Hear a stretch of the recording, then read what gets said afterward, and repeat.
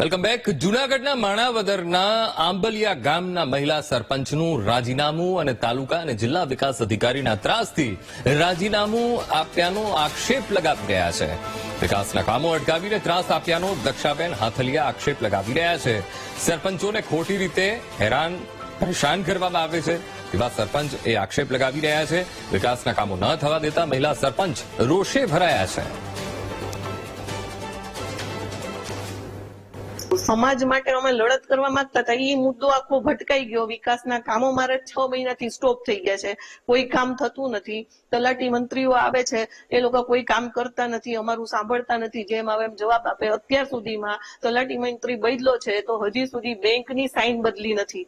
GEB નું light bill છે એ અમે અમારા સ્વ ખર્ચે લાઇટનું બિલ અમે ભર્યું છે.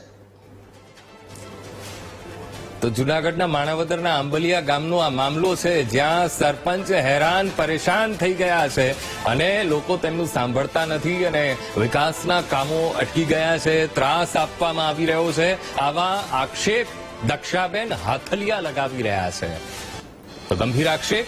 તાલુકા અને જિલ્લા વિકાસ અધિકારીના ત્રાસથી રાજીનામું આપ્યાનો તેઓ આક્ષેપ લગાવી રહ્યા છે અને વિકાસના કામો અટકાવીને ત્રાસ આપ્યાનો તેઓ આક્ષેપ લગાવી રહ્યા છે. સાથે પણ કહ્યું કે ખોટી રીતે તેમને હેરાન પરેશાન કરવામાં આવી રહ્યા છે અને જે વિકાસ થવો જોઈએ તે થવા નથી દેતા એવા પણ ગંભીર પ્રકારના આક્ષેપ દક્ષાબેન હાથલિયા અધિકારીઓ પર લગાવી રહ્યા છે.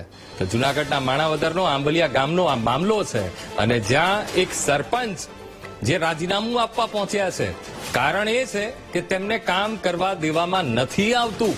વિકાસના કામો તેમને હાથ ધરવા છે, બધા જ કામો અટકીને પડ્યા છે, પણ તેમ છતાં તેમની રજૂઆતો સાંભળવામાં નથી આવતી અને ઉપરથી તેમને હેરાન પરેશાન કરવામાં આવી રહ્યા છે તેવી વાત તેઓ જણાવી રહ્યા છે અને કંટાળીને હવે તેઓ રાજીનામું આપવા માટે પહોંચ્યા. અને સાથે સાથે તાલુકા વિકાસ અધિકારી, જિલ્લા વિકાસ અધિકારી કામ નથી કરવા દેતા તેઓ પણ ગંભીર આક્ષેપ દક્ષાબેન હાથલિયા લગાવી રહ્યા છે. જે સરપંચ છે આંબલિયા ગામના, સરપંચોને ખોટી રીતે હેરાન કરવામાં આવી રહ્યા છે, પરેશાન કરવામાં આવી રહ્યા છે, કામ નથી કરવા દેવામાં આવતું. વિકાસના કામો તો તેમને કરવા છે, અધૂરા કામો ગામમાં પડ્યા છે, વિકાસ હાથ ધરવો છે, પણ એ છતાં તેમના હાથ બાંધી રાખવામાં આવે છે.